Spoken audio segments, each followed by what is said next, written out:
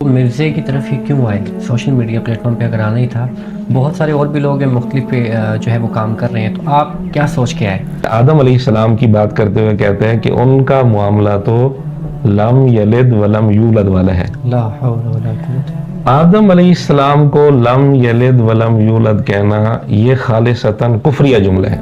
مرزا نے یہاں یہ فتویٰ لگایا کہ حضرت تھانوی رحمۃ اللہ علیہ کو چاہیے تھا اسے کہتے تو توبہ کر، تجھ پر شیطان چڑھ گیا ہے۔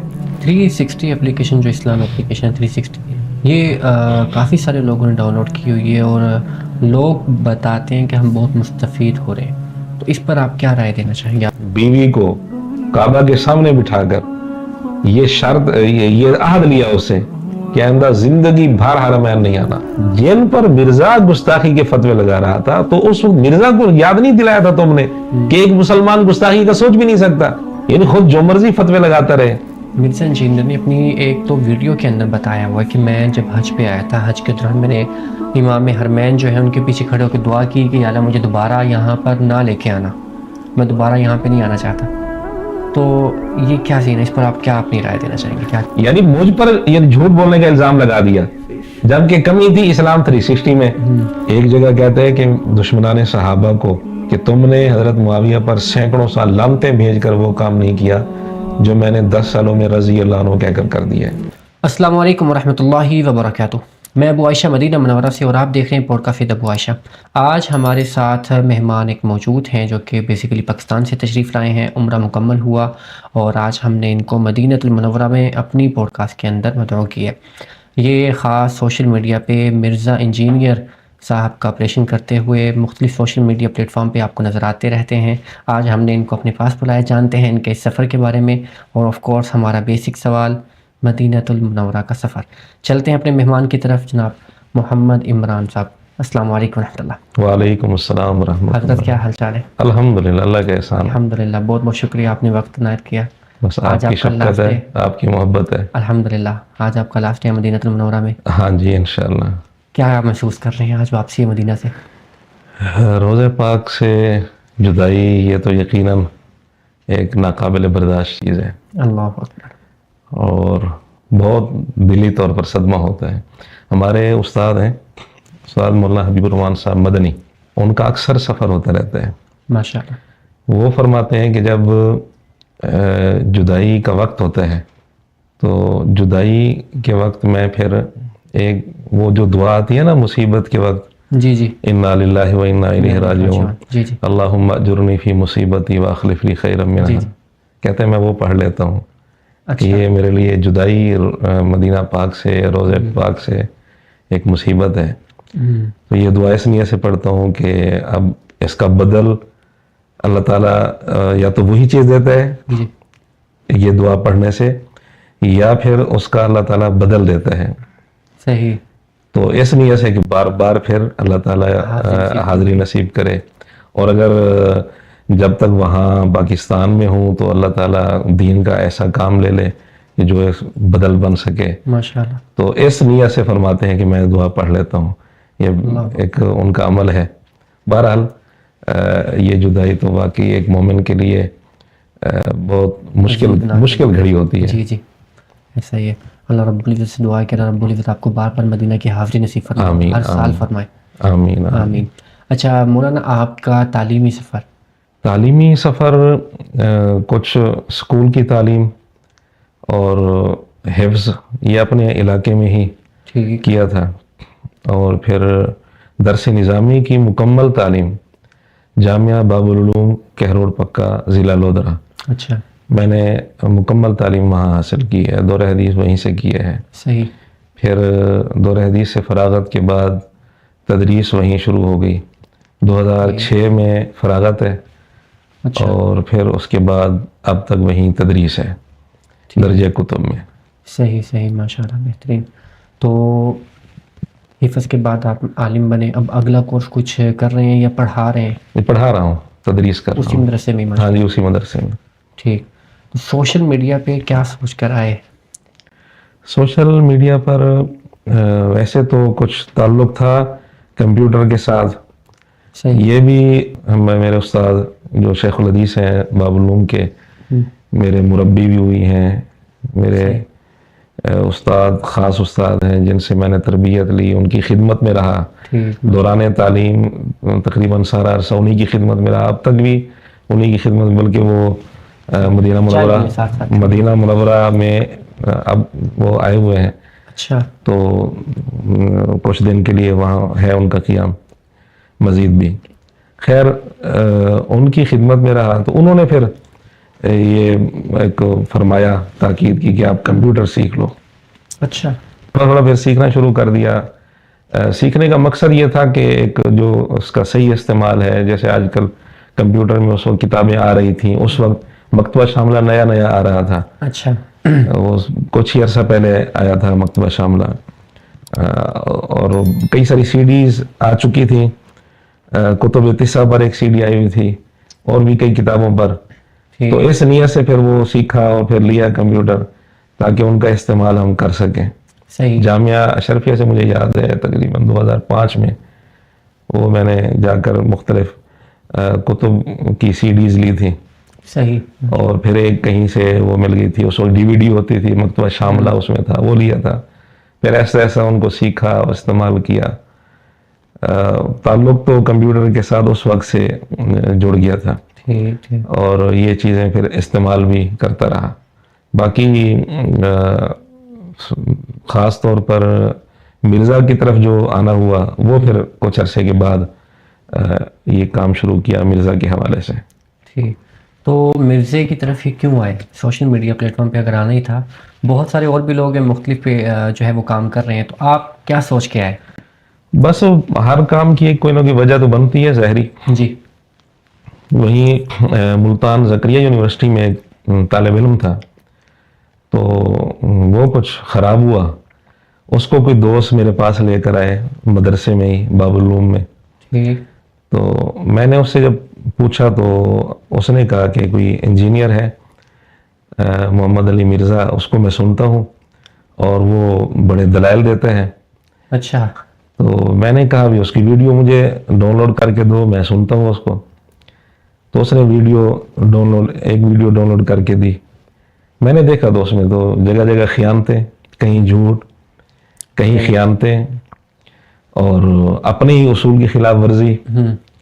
ایک جگہ یعنی تضاد بیانی بہت زیادہ نظر آئی مجھے. پھر میں نے اس کو بٹھا کر یہ ساری چیزیں دکھائیں، کلیئر کیا آپ نے. ہاں جی، اس کو پھر سمجھ آ گئی. پھر اس سے پھر کچھ دل میں خیال ہے کہ اس حوالے سے کام کرنا چاہیے، تو تھوڑا تھوڑا کام شروع کر دیا. تقریباً میرے خیال میں 2020 سے کام شروع کیا تھا، جب مرزا کو 10 سال ہو چکے تھے کام کرتے ہوئے. مرزا نے 2010 سے کام شروع کیا ہے ویڈیوز بنانے کا، میں نے 2020 سے شروع کیا تھا. صحیح. الحمدللہ اب جہاں تک آواز پہنچتی ہے، کافی نوجوان، الحمدللہ ہزاروں نوجوان جو میرے علم میں ہیں مختلف علاقوں کے، صحیح، پاکستان کے، باہر کے علاقوں کے، تو وہ جہاں تک آواز گئی وہ تو بتائے ہوئے ہیں، اور ان کے سامنے اس کی حقیقت آئی ہے. الحمدللہ. وہ اس کو چھوڑ گئے ہیں. کیا سوچ کے یہ ویڈیوز بنا رہے ہیں؟ کیا سوچ کے یہ انتشار پیدا کر رہے ہیں؟ کوئی آئیڈیا آپ دینا چاہیں عوام الناس کو کہ اس کے مائنڈ میں چل کیا رہا ہے؟ کیوں اس طرح رد و بدل کر رہا ہے؟ قرآن کے اندر غلطیاں، قرآن اس کو پڑھنا نہیں آتا. جی. قرآن کے اندر غلطی کی گنجائش نہیں ہے، قرآن اس نے پڑھا نہیں ہے، اور بیٹھ کے یہ لیکچر دے رہا ہوتا ہے. دیکھیں غلطی پڑھتے ہوئے ہو جاتی ہے. جی. غلطی ہو جاتی ہے. مسئلہ یہ ہے غلطی مجھ سے بھی ہو جاتی ہے. جی. عام آدمی سے ظاہر ہو سکتی ہے، غلطی ہو بھی جاتی ہے.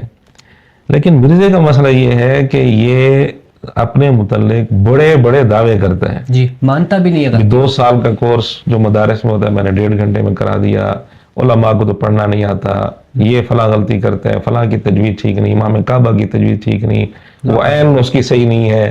تو یعنی اس طرح کی باتیں کرنا، اور اپنا یہ حال کہ دیکھ کر اتنی واضح غلطیاں کرنا، حروف کی تبدیلی کر دینا، حروف کی اضافہ کر دینا، کمی کر دینا، تو اس طرح کی غلطیاں کرنا.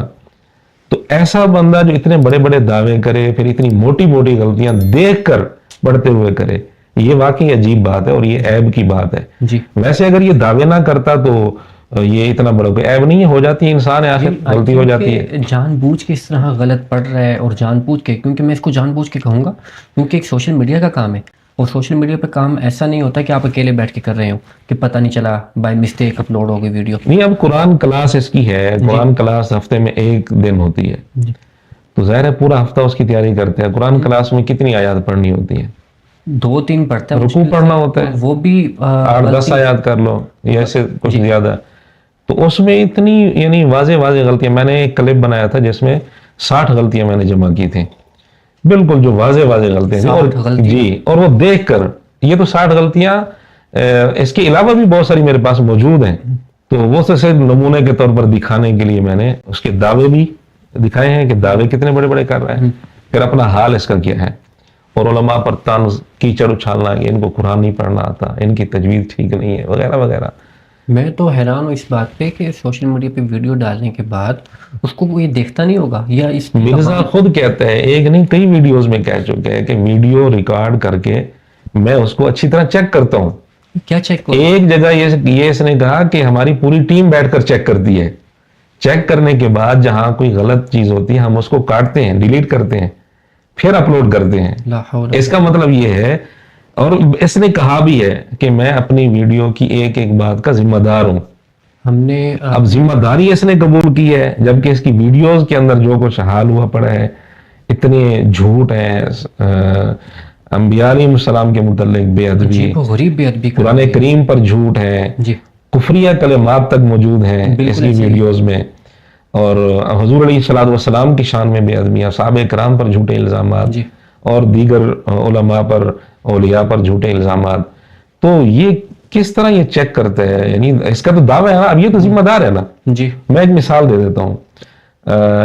ویڈیو کا نام ہے پبلک سیشن نمبر 130. تو اس میں ایک جملہ اپنے فل ٹکا کے جو ہے نا اس کا جو میں اس کا, چلو میں وقت بھی بتا دیتا ہوں آپ کو.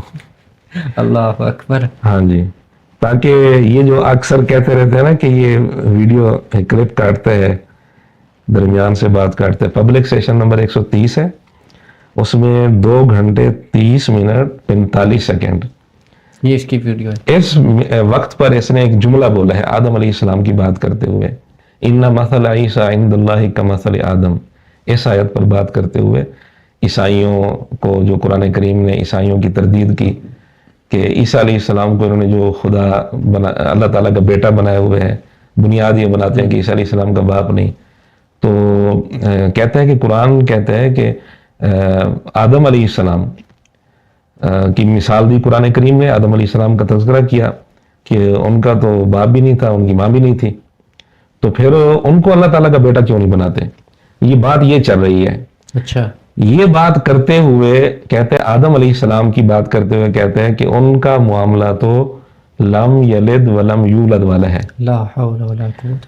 آدم علیہ السلام کو لم یلد ولم یولد کہنا یہ خالصتاً کفریہ جملہ ہے. بے شک, اس میں کوئی شک ہی نہیں ہے. ایسے ہی لم یلد پہلا حصہ لے لیں, لم یلد کا مطلب یہ ہے کہ ان کی اولاد کوئی نہیں ہے. جی, یہ کفریہ جملہ ہے, کفریہ عقیدہ ہے, اس میں کوئی شک ہی نہیں ہے, کیونکہ یہ آدم علیہ السلام کی اولاد قطعی اور بدیہی چیز ہے. میں نے کہا اگر آدم علیہ السلام لم یلد ہیں تو پھر مرزا کس کی اولاد ہے؟ وہ تو لم یلد ہے. پھر اتنا بڑا جو بنا ہوا ہے مفسر, اور پتہ نہیں کیا کیا دعوے کرتا ہے کہ پچھلے 1200 سال میں میرے جیسا بندہ نہیں آیا. اس اللہ کے بندے کو لم یلد ولم یولد کا معنی نہیں آتا. کہتے ہیں لم یلد ولم یولد کہہ کر آگے کہتے ہیں کہ نہ ان کی ماں ہے نہ باپ ہے. تو لم یلد ولم یولد کا یہ معنی تو نہیں ہے. جس کو سورہ اخلاص کا ترجمہ نہیں آتا وہ مفسر بنا ہوا ہے. اب اس کے شاگرد کیا کہیں گے؟ جی یہ سلپ آف ٹنگ ہے. اچھا, میں نے کہا سلپ آف ٹنگ تو تب ہوتا ہے کہ جب مرزے کا اگر یہ دعویٰ نہ ہوتا نا کہ ویڈیو چیک کر کے اپلوڈ کرتے ہیں, پھر میں مان لیتا, ہو جاتا ہے سلپ آف ٹنگ. لیکن مرزا تو دعویٰ کیا ہوا ہے مرزا نے کہ میں ویڈیو اچھی طرح چیک کر کے اپلوڈ کرتا ہوں, ایک ایک جملے کا ذمہ دار ہوں. یہ مختلف کتابوں کی عبارتیں اٹھاتا ہے اور اس پر وہ کیچڑ اچھالتا ہے کہ جی ان کے بزرگ جو ہے وہ بولتے ہوئے ٹون تھے. تو میں کہتا ہوں تو بولتے ہوئے ٹون تھا, جب لم یلد ولم یولد آدم علیہ السلام کو کہہ رہا تھا بولتے ہوئے ٹون تھا, اور چیک کرتے ہوئے بھی ٹون تھا, اور پوری ٹیم چیک کرتی ہے, پوری ٹیم ٹون تھی. اور اب تک یہ ویڈیو, یہ جملہ موجود ہے. میں تو ابھی ایک مثال دے رہا ہوں. اب تک یہ ویڈیو موجود ہے اس کے چینل پر, یہ جملہ کفریہ جملہ موجود ہے. دوسروں سے یہ مطالبہ کرتے ہیں فلاں تمہاری کتابوں میں کفریہ عبارتیں, ان کی پرنٹنگ بند کرو, حرام کی کمائیاں کھا رہے ہو. تو یہ حرام کی کمائی نہیں ہے جو مرزا اس ویڈیو سے کھا رہا ہے اسی کے اصول کے مطابق. اور مرزا یہ ویڈیو کیوں نہیں ڈیلیٹ کرتا؟ اور ایک ویڈیو نہیں ہے, یہ تو میں نے ایک مثال دی ہے نا, یہ تو سینکڑوں. وہ ایک ساتھی کہہ رہا تھا کہ اگر یہ ڈیلیٹ کرے تو کون سی ویڈیو ڈیلیٹ کرے, اس کو تو ساری کرنی پڑے گی تقریباً, کیونکہ تقریباً ہر ویڈیو میں کوئی نہ کوئی اس طرح کی بات موجود ہے. تو کون سی ویڈیو ڈیلیٹ کرے گا؟ پھر سلپ آف ٹنگ اس کو کہتے ہیں. پہلے یہ تو مان لینا کہ کفریہ جملہ ہے, یہ مان لے پہلے. یہاں تک ماننے کے لیے تیار نہیں ہوتے اس کے شاگرد, دفاع کر رہے ہوتے ہیں. تو میں نے کہا یہ مرزے کا ہی اصول ہے کہ جو کسی بات کا دفاع کرے وہ اس کا بنیادی عقیدہ ہوتا ہے. اب مرزا کے جو شاگرد اس جملے کا دفاع کریں کہ اس کا یہ مقصد ہے, اس کا یہ مقصد ہے, وہ ہم سمجھیں گے مرزا کے اصول کے مطابق ان سب کا بنیادی عقیدہ آدم علیہ السلام کے بارے میں کہ لم یلد ولم یولد, اور مرزا کے اصول کے مطابق وہ کفر کا ارتکاب کر رہے ہیں. اور یہ جو بار بار اچھالتا ہے لا الہ الا اللہ اشرف علی رسول اللہ والا واقعہ, جی خواب میں مرید نے دیکھا تھا, جی, اور بیدار ہو کر اس نے خود لکھا خط میں کہ زبان میرے قابو میں نہیں تھی, میں بے بس تھا, عاجز تھا, یہ سب کچھ لکھا, اور میری زبان سے صحیح پڑھنے کی کوشش کر رہا تھا بیدار ہونے کے بعد بھی, لیکن زبان میرے بس میں نہیں تھی. اس کا مطلب وہ بھی اس کو غلط ہی سمجھ رہا تھا, بالکل غلط ہی سمجھ رہا تھا, تبھی تو صحیح پڑھنے کی کوشش کر رہا تھا. وہ خواب میں بھی صحیح پڑھنے کی کوشش کر رہا ہے, اس کا مطلب حالانکہ خواب میں تو اختیار ویسے نہیں ہوتا, تو اس کا مطلب اس کے اندر ایمان تھا اور وہ اس کو غلط سمجھتا تھا. اب حضرت تھانوی رحمۃ اللہ علیہ اس کو یہ بتانے کی ضرورت تو نہیں تھی مرید کو. حضرت تھانوی یہ بتاتے کہ جی یہ کفریہ کلمہ ہے, یہ اس کو بتانے کی ضرورت, اس کو تو پتہ ہے کفریہ کلمہ ہے, تبھی تو وہ کوشش کر رہا ہے صحیح پڑھنے کی. خواب میں بہت ساری ایسی چیزیں حضرت تھانوی رحمۃ اللہ نے اس کو دے دی تسلی, چونکہ پریشان ہو کر آیا تھا.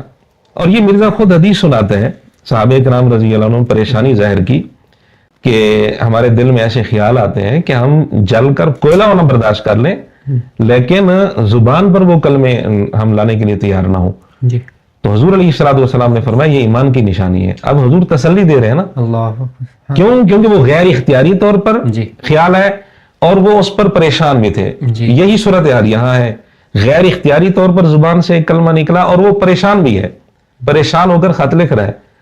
تو حضرت تھانوی رحمۃ اللہ نے تسلی دے دی. اگر کسی کا نظریہ یہ ہے کہ نہیں تسلی نہیں دینی چاہیے, اس کی بات جواب اور دینا چاہیے, اختلاف ہو جاتا ہے. جی, آپ کا کوئی اور ذہن ہے تو آپ اختلاف رائے کر سکتے ہیں کہ اس کا جواب یہ دینا چاہیے تھا. خیر, مرزا نے یہاں یہ فتویٰ لگایا کہ حضرت تھانوی رحمۃ اللہ علیہ کو چاہیے تھا اسے کہتے تو توبہ کر, تجھ پر شیطان چڑھ گئی ہے, یوں کہنا چاہیے تھا, تسلی نہیں دینی چاہیے تھی. میں نے کہا ٹھیک ہے, یہ ایک مرزے کا موقف ہے. اب ہم لے لیتے ہیں کہ مرزا اپنے اس موقف پر قائم بھی ہے یا نہیں, یعنی اس کا وضو پکا بھی ہے یا نہیں مرزے کے زبان میں اگر کہیں تو, لیکن وضو پکا نہیں رکھتا اپنا. اصول بن گیا نا کہ غیر اختیاری طور پر زبان سے کفریہ کلمہ نکلے تو اس کو کیا کہنا چاہیے, تو توبہ کر, تجھ پر شیطان چڑھ گیا تھا. اب یہ نمونہ میں نے پیش کر دیا, ایک نمونہ بھی تو پیش کیا ہے, اس طرح کے درجنوں نمونے میں پیش کر سکتا ہوں. یہ کفریہ جملہ اس کی زبان سے نکلا. مرزا کے شاگرد کہتے ہیں سلپ آف ٹنگ ہے, تو وہ بھی تو سلپ آف ٹنگ تھا نا, لا الہ الا اللہ اشرف علی رسول اللہ سلپ آف ٹنگ تھا. جی, تو یہاں تو دونوں برابر ہو گئے. بالکل. اب اگلا سوال, میرا سوال یہ ہے کہ مرزا حضرت تھانوی سے مطالبہ یہ کر رہا ہے کہ حضرت تھانوی یہ کہتے تو توبہ کر, تجھ پر شیطان چڑھ گئی ہے. مرزا اس اصول میں اگر سچا ہے, منافق نہیں ہے, اپنے اس دعوت میں سچا ہے, اپنے اس اصول میں سچا ہے, تو مرزا ویڈیو میں ہمت کرے, مثالیں ہم دے دیتے, ایک مثال میں نے دے دی, حوالہ پورا دے دیا ویڈیو کا. مرزا نام لے کر گئے کہ میں نے فلاں ویڈیو میں یہ جملہ بولا تھا, یہ کفریہ جملہ ہے, میں توبہ کرتا ہوں, مجھ پر شیطان چڑھ گیا تھا جب میں یہ جملہ بول رہا تھا. اگر مرزا یہ جملہ کہہ دیتا ہے تو میں تسلیم کروں گا, ویڈیو میں تسلیم کروں گا کہ مرزا اپنے اصول میں سچا ہے. اصول صحیح ہے غلط ہے اس فی الحال یہ بات زیر بحث نہیں ہے، جی جی، لیکن ہم یہ مان لیں گے کہ اپنے اصول میں یہ سچا ہے، کیونکہ جو اصول دوسروں کے لیے بنا رہا ہے اس اصول پر خود بھی عمل کر رہا ہے، بھی عمل ہونا تو اپنے اصول میں تو سچ ہے ہم مان لیں گے۔ لیکن اگر مرزا ویڈیو میں آ کر یہ نہیں کہتا، اور پھر صرف مرزا کی بات نہیں، مرزا کے جتنے شاگرد ہیں وہ ویڈیو میں آ کر کہیں کہ جب مرزا یہ جملے بول رہا تھا اس وقت مرزا پر شیطان چڑھا ہوا تھا، یہ جملے کہیں، اگر یہ جملے مرزا کے شاگرد ویڈیو میں آ کر نہیں کہتے تو پھر یہ کہیں کہ مرزا نے حضرت تھانوی سے جو مطالبہ کیا وہ جھوٹا مطالبہ کیا ہے، بے جا مطالبہ کیا ہے، یا یہ تسلیم کریں۔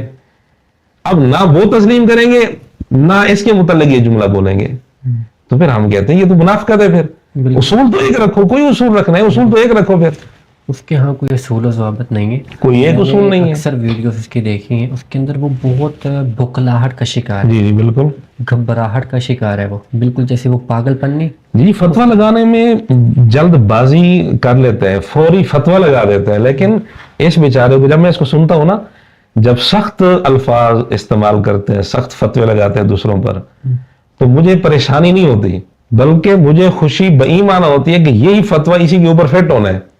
شاید بات سننے والے تو پریشان ہو جاتے ہوں گے کہ یہ کیا کہہ رہا ہے، لیکن مجھے کوئی پریشانی نہیں ہوتی، کیونکہ وہی فتوے اس پر فٹ ہونے ہوتے ہیں۔ بالکل ایسا اب یہ فتویٰ جو حضرت تھانوی پر لگا ہے اس کے اوپر فٹ آ رہا ہے، اور ایک یہ تو ہم نے ایک مثال دی ہے، اس کے علاوہ کئی ساری مثالیں موجود ہیں، ہمارے چینل پر موجود ہیں، بھرا ہوا ہے اس کی، بالکل دیکھنے کی طرف سے بندہ پاگل ہو جائے کہ بول کیا رہا ہے، وہ کیسی ہمت و جسارت کر رہا ہے یہ بولنے کی، جی جی کیا کیا بول جاتا ہے۔ بالکل، وہ حیرانگی ہے کہ جو لوگ ان کو فالو کر رہے ہیں وہ کس نوعیت سے فالو کر رہے ہیں، کیا سوچ سمجھ۔ ابھی اس پر کوئی معاملہ جو چلا تھا 295 کا، جی تو کئی سارے آگے اس کے دفاع میں، ارشاد بھٹی صاحب اور کئی سارے، جی ایک مسلمان کیسے گستاخی کر سکتا ہے، مسلمان تو گستاخی کا تصور نہیں کر سکتا، تو اس پر یہ کہنا کہ جی گستاخی کی ہے یہ تو بہت بڑی زیادتی ہے۔ اور میں نے کہا جس کا تم دفاع کر رہے ہو یہ اصول اس کو بھی تو بتاؤ نا، بالکل، اس کے تو سارا چینل ہی اسی چیزوں سے بھرا پڑا ہے، دوسروں پر فتوے لگانا کہ فلاں گستاخ فلاں گستاخ، وہ سارے فتوے میں نے اکٹھے کیے ساروں کو اور میں نے کلپ بنایا کہ فلاں موقع پر اس نے گستاخی کا فتویٰ لگایا، فلاں موقع پر گستاخی کا فتویٰ لگایا، توہین کا فتویٰ لگایا۔ جن پر مرزا گستاخی کے فتوے لگا رہا تھا تو اس وقت مرزا کو یاد نہیں دلایا تھا تم نے کہ ایک مسلمان گستاخی کا سوچ بھی نہیں سکتا، یعنی خود جو مرضی فتوے لگاتا رہے۔ اچھا حضرت، سب سے پہلی ویڈیو آپ نے مرزا انجینئر پر کون سی سوشل میڈیا پہ ڈالی تھی، کس ٹاپک پہ؟ نہیں یہ تو یاد نہیں آ رہا، لیکن چینل پر دیکھا جا سکتے ہیں جو پہلی ویڈیو ہے۔ صحیح، ہاں جی، تو سب سے زیادہ مشہور آپ کی ویڈیو کون سی رہی؟ وہ جس میں میں نے اس کی 60 غلطیاں بتائی ہیں، 60 غلطیاں جو جو بتائیں، قرآن دیکھ کر غلط پڑھ رہا ہے، جو اس کو فالو کرتے ہیں، اس کو فالو کرتے ہوئے آ رہے ہیں، جو بھی اس کے فالوورز وغیرہ ہیں، ان کو آپ اپنی طرف سے کیا رائے دینا چاہیں گے؟ میں ان کو یہ نہیں کہتا کہ مرزا کو نہ سنو، سنیں لیکن ساتھ ہمیں بھی سن لیں، فیصلہ خود کر لیں۔ ایسے کئی سارے مرزا کے سننے والے، اس کے شاگرد مجھے معلوم ہے، انہوں نے مجھے بتایا بھی، ایک مردان کا تھا، اس نے کہا میں تعصب کی وجہ سے آپ کو نہیں سنتا تھا کہ یہ انجینئر کے خلاف ہے، اس کو سننا ہی نہیں ہے۔ ٹھیک، کہتا پھر ایک دفعہ دل میں خیال آیا کہ چلو سن کر دیکھیں تو صحیح، دیکھ لیتے ہیں۔ کہتا ہے آپ کو سنا تو پھر مجھے پتا چلا اس کی حقیقت کیا ہے، اب میں اس کو چھوڑ چکا ہوں۔ بہترین، ماشاءاللہ۔ ملتان میں ایک دوست ہیں، ایک مسجد میں امام ہے، تو کہتے ہیں میں نے ایک نوجوان کو دیکھا، وہ یعنی تبدیل ہو چکا تھا، خراب ہو چکا تھا، میں نے اندازہ لگایا کہ یہ مرزا کو سنتے ہیں، تو میں نے اس سے پوچھ لیا، کہتے ہیں میں اس کو سنتا ہوں، کہتے ہیں میں نے اس کو کہا 24 گھنٹے سن اس کو، میں تجھے نہیں روکتا، روزانہ صرف 10 منٹ، عمران صفدر نام سے ایک چینل ہے، 10 منٹ اس کو سن لیا کر روزانہ۔ کچھ دن کے بعد کہتے ہیں وہ اس کے اندر بڑی تبدیلی محسوس ہوئی۔ بہترین، ماشاءاللہ۔ اور بھی اس طرح کی کئی ساری ابھی کارگزاری ریسنٹلی ہیں۔ ایک مدینۃ المنورہ سے ایک لڑکے نے آپ سے رابطہ جی جی، کیا، بڑا پنکا تھا، وہ بھی انجینئر مرزا۔ ہاں جی بالکل ایسے ہی ہے، اس کے والد بھی عالم تھے، اس کے دادا بھی عالم تھے، اچھا، اس کے بقول، تو اس نے کہا کہ میں بڑا متاثر تھا، کیونکہ سطحی طور پر اگر دیکھا جائے نا، واقعی سننے والا متاثر ہو جاتا ہے سطحی طور پر، کہ یہ جی ریفرنس دے رہا ہاں، ہے، دلائل سے بات ہو۔ دلائل دے رہا ہے، لیکن ان دلائل کی آڑ میں کیا گل کھلا رہے ہیں، یہ پھر صحیح معنی میں اس کی تحقیق کی جائے تو پھر پتہ چلتا ہے کہ کیا گل کھلا رہے ہیں۔ ایک واٹس ایپ پر میسج ہے میرے پاس، ایک روایت اس نے بھیجی مسند احمد کے حوالے سے اور غالباً مستدرک حاکم کے حوالے سے، دونوں کتابوں کے حوالے سے، کہ امی عائشہ رضی اللہ عنہا نے سیدنا معاویہ رضی اللہ عنہ کو قتل کی دھمکی دی تھی۔ اس روایت کا حاصل یہ ہے، مرزا سناتا ہے یہ روایت۔ اچھا، روایت بھیجی اس نے، ظاہر ہے مرزا سے سنی ہوئی تھی، حوالہ بھی دیا ہوا تھا مرزا نے۔ کہتا ہے کہ اب اپنے ماموں کو بچا کر دکھاؤ۔ میں نے اسے کہا بھئی بات یہ ہے کہ صحابی کا نام تو کم از کم تمیز سے لے لے، انداز تو اپنا صحیح کر لے، علمی اختلاف اپنی جگہ ٹھیک ہے، تجھے جو اعتراض کرنا ہے کوئی مسئلہ نہیں، اعتراض کر، لیکن کم از کم انداز تو ٹھیک کر لے اپنا۔ وہ کچھ ڈھیلا پڑ گیا کہ باقی بات آپ کی ٹھیک ہے، تو کہتے چلو ٹھیک ہے آپ مجھے بتا دیں اس کے متعلق۔ میں نے کہا یہ روایت صحیح ہے؟ کہتے یہ تو مجھے معلوم نہیں ہے۔ میں نے کہا مرزا سے جو سنی ہے تو تحقیق بھی کی ہے یہ روایت صحیح ہے یا نہیں؟ تو کہتے ہیں کہ میں نے تحقیق نہیں کی۔ اچھا، مرزا کا اصول ہے کہ اگر کوئی آدمی کسی کی بات سن کر بغیر تحقیق کے آگے بیان کرتا ہے، یہ اس کو رب بنانے والی بات ہے۔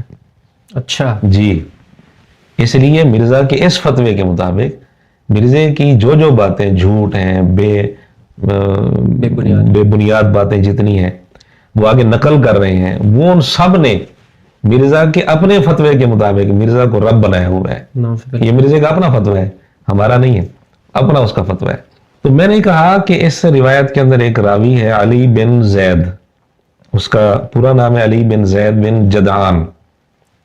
میں نے کہا اس پر ذرا آپ تحقیق کریں، اس راوی کے بارے میں محدثین نے کیا لکھا ہے۔ میں نے کہا مرزا کے سامنے کتاب پڑھی ہے مشکات، جس پر تخریج ہے حافظ زبیر علی زئی صاحب کی، اور مرزا اس کی بڑی ترغیب دیتا ہے کہ یہی کتاب لو، اور مرزا خود بیچتا بھی ہے وہ کتاب، اپنے سامنے بھی رکھی ہوئی ہے۔ میں نے کہا اسی کتاب میں 28 جگہ اس راوی کو ضعیف لکھا ہوا ہے، حافظ زبیر علی زئی صاحب نے حاشیے میں۔ میں نے کہا اگر آپ کہیں تو میں ان حدیثوں کے نمبر آپ کو بھیج دیتا ہوں جن نمبروں کے تحت اس راوی کو ضعیف لکھا 28 جگہ۔ تو جو کتاب مرزا نے اپنے سامنے ٹیبل پر رکھی ہوئی ہے اس میں 28 جگہ اس راوی کو ضعیف لکھا ہوا ہے، لیکن اب تک کسی ایک ویڈیو میں بھی، اب تک بھی کسی ویڈیو میں وہ روایت بیان کرتے ہوئے مرزا نے نہیں کہا کہ اس کے اندر یہ راوی ضعیف ہے۔ خود جو بیچنا۔ تو میں نے کہا یہ خیانت نہیں ہے۔ اب دوسرے اگر اس طرح کرے تو مرزا کہتے ہیں وہ جاہل ہیں، حدیثوں ضعیف حدیثیں بیان کرتے ہیں، ضعف نہیں بیان کرتے، یہ وہ یعنی فتویٰ بازی کرتا ہے۔ تو صحابی پر الزام لگا رہا ہے اور ایک ضعیف روایت کی بنیاد پر لگا رہا ہے۔ اچھا، اس نے کہا کہ جی مسند احمد کے حوالے سے غالباً کہا کہ اس کے اندر وہ حکم لگا ہوا ہے صحیح کا۔ اب یہ بیچارے اب کیا کہیں ان کو، اسلام 360 میں شاید صحیح کا حکم لگا ہوا ہے۔ بعض دفعہ ایسا ہوتا ہے کہ شعیب ارنوت رحمۃ اللہ علیہ کی اس میں وہ ہے تخریج تحکیم، تو اس کا اختصار ہے، انہوں نے اس کو لکھا ہے صحیح لغیری۔ اچھا، تو صحیح لغیری میں سے لغیری کاٹ دیا، اسلام 360 میں صحیح لکھ دیا۔ حالانکہ صحیح اور صحیح لغیری میں بڑا فرق ہے۔ صحیح لغیری کا مطلب یہ ہے کہ اس روایت کی سند ٹھیک نہیں ہے، لیکن اس کا سارا مضمون یا اس کے مضمون کا کچھ حصہ دیگر صحیح سند کے کسی اور صحیح سند سے موجود ہے، اس لیے صحیح لغیری اس کو لکھ دیتے ہیں۔ اب یہ جو روایت ہے جس میں تذکرہ ہے کہ امی عائشہ رضی اللہ عنہا نے حضرت معاویہ رضی اللہ تعالیٰ عنہ کو قتل کی دھمکی دی تھی کہ میں کسی آدمی کو چھپا کر بٹھا دوں اور وہ خفیہ طور پر چھپ کر تجھے حملہ کر کے قتل کر دے، اس طرح کی بات ہے۔ یعنی اتنا حصہ جو ہے نا، یہ حصہ جہاں جہاں بھی ہے یہ راوی موجود ہے علی بن زید بن جدعان۔ اچھا، جہاں بھی یہ حصہ ہے جس کتاب میں بھی، اس کے اندر ایک مرفوع حدیث ہے حضرت معاویہ رضی اللہ تعالیٰ عنہ نے پھر جواب میں کہا حضرت عائشہ رضی اللہ عنہ کو کہ آپ علیہ السلام نے یہ فرمایا تھا، الفاظ مجھے اب صحیح طرح یاد نہیں آ رہے۔ اب حضور علیہ السلام کا جو فرمان سیدنا معاویہ رضی اللہ عنہ جس کا حوالہ دیا تھا، وہ فرمان جو ہے وہ دوسری صحیح سند کے ساتھ موجود ہے، تو اس کو صحیح لغیری، تو اس کی بنیاد پر کہا جائے گا یہ جو مرفوع حصہ ہے، اس مرفوع حصے کے علاوہ جو باقی حصہ ہے جو مرزا سناتا ہے، مرفوع حصہ تو سناتا ہی نہیں مرزا عموماً، وہ جو حصہ مرزا سناتا ہے یہ حصہ جہاں بھی ہے اس میں یہ راوی موجود ہے۔ تو یہ حصہ تو ضعیف ہی ہے، اس میں تو کوئی شک ہی نہیں ہے۔ میں نے اس کو کہا کہ آپ گوگل پر سرچ کر لیں علی بن زید بن جدعان کے متعلق، اور شعیب ارناؤوط رحمۃ اللہ علیہ نے مسند احمد پر جو تخریج کی ہے، تو اسلام 360 میں تو صرف جو تحکیم ہے نا وہی لگائی گئی ہے۔ اب صحیح لگائی نہیں انہوں نے لکھا، اسلام 360 میں صرف صحیح لکھ دیا، صحیح یا لغیری ہی لکھا ہوا ہوگا، میرے فی الحال صحیح طرح ذہن میں نہیں ہے، تو صحیح لغیری بھی اگر لکھا ہوا ہے تو اس کو بھی مرزے کے شاگرد بیچارے یہی سمجھتے ہیں کہ شاید صحیح ہے۔ صحیح ہے۔ انہوں نے جو عربی کے اندر پوری تحقیق کی ہے، اتنا صرف نہیں لکھا انہوں نے صحیح لغیری، شعیب ارناؤوط رحمۃ اللہ علیہ نے صحیح لغیری لکھ کر آگے پوری تفصیل کی ہے، علی بن زید بن جدعان پر تفصیل سے جرح کی ہے انہوں نے کہ یہ راوی ضعیف ہے۔ ٹھیک ٹھیک، وہ ساری بات آگے تفصیل سے لکھی ہوئی ہے، لیکن وہ ساری تفصیلی اسلام 360 میں تو نہیں ہے۔ اگر صحیح لغیری بھی لکھا ہوگا تو اگلی تفصیل نہیں ہے اس میں۔ خیر آخر میں اس نے جب یہ بات میں نے کی اور بھی کئی ساری باتیں ہوئی تو اس نے کہا کہ مجھے اب بات سمجھ آ گئی ہے کہ میرا کام نہیں ہے ان چیزوں میں نہیں الجھنا چاہیے، صحابہ کرام رضی اللہ تعالیٰ عنہ کے متعلق اس قسم کی باتیں نہیں کرنی چاہیے، میں توبہ کرتا ہوں اور کوئی مجھ سے غلطی ہوگی میں معذرت کرتا ہوں۔ تو اس طرح وہ الحمدللہ اس کا ذہن صحیح ہو گیا، رجوع کیا اس نے۔ ہاں جی الحمدللہ۔ صحیح۔ 360 اپلیکیشن جو اسلام اپلیکیشن 360 یہ کافی سارے لوگوں نے ڈاؤن لوڈ کی ہوئی ہے اور لوگ بتاتے ہیں کہ ہم بہت مستفید ہو رہے ہیں، تو اس پر آپ کیا رائے دینا چاہیں گے؟ آپ ایک عالم دین بھی ہیں اور اس میں دیکھیں کئی ساری ایپس بنی ہوئی ہیں، جی رہنمائی تو لی جا سکتی ہے ٹھیک ہے، کسی حد تک، سرچنگ کے حوالے سے ایک جلدی چیز مل جاتی ہے تو یہ فائدہ ہے، لیکن مکمل طور پر بھروسہ اس پر نہیں کیا جا سکتا۔ ایک وجہ تو اس کی یہ ہے کہ پوری کتابیں اس میں یعنی ساری چیزیں شامل نہیں کی ہوئی۔ ٹھیک، مثلا ترمذی ہے، اب ترمذی کے اندر صرف احادیث تو نہیں ہے، احادیث کے ساتھ امام ترمذی رحمۃ اللہ نے جو کچھ لکھا ہے، تبصرہ کیا ہے اور موقف بیان کیے ہے حدیث کسی عضوف کے حوالے سے یا مسئلے کے لحاظ سے فقہا کے اقوال لکھے ہیں، تو میں نے کچھ عرصہ پہلے دیکھی تھی، اب تو مجھے ذہن میں نہیں ہے کہ وہ ڈالی ہے یا نہیں ڈالی۔ امام ترمذی رحمۃ اللہ کا جو آگے تبصرہ ہے وہ اس میں نہیں ڈالا ہوا، اس سے کتنا فرق پڑ جاتا ہے۔ میں اس کی ایک مثال عرض کرتا ہوں۔ ایک جگہ بحث ہو رہی تھی کہ مسئلہ یہ چل رہا تھا کہ کوئی جانور کے ساتھ کوئی بدفعلی کرتے ہیں تو اس پر حد ہے یا نہیں۔ ٹھیک، فقہ حنفی میں لکھا ہے کہ حد نہیں ہے۔ اچھا ترمذی کے اندر حدیث ہے کہ اس کو قتل کر دیا جائے، اس طرح کی روایت ترمذی کے اندر موجود ہے۔ وہ روایت لے کر امام ترمذی رحمۃ اللہ علیہ نے ابن عباس رضی اللہ تعالیٰ عنہ کا قول لکھا ہے، اچھا وہ فرماتے ہیں کہ حد نہیں ہے۔ ٹھیک ٹھیک ہے، پھر آگے موقف بھی لکھا ہے کہ عمل بھی اسی پر ہے، اہل علم کا عمل اسی پر ہے۔